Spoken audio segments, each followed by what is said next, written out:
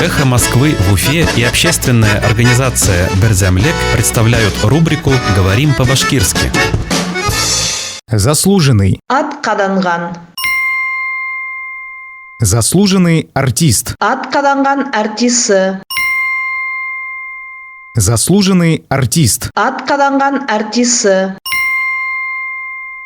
17-летняя победительница шоу «Голос» из Нефтекамска получила звание заслуженной артистки Башкортостана. Нефтекамск қаласынан 17 яшьлек «Голос» шоуында еңеүсе Башкортостандың атқаданған артисі исемен алды.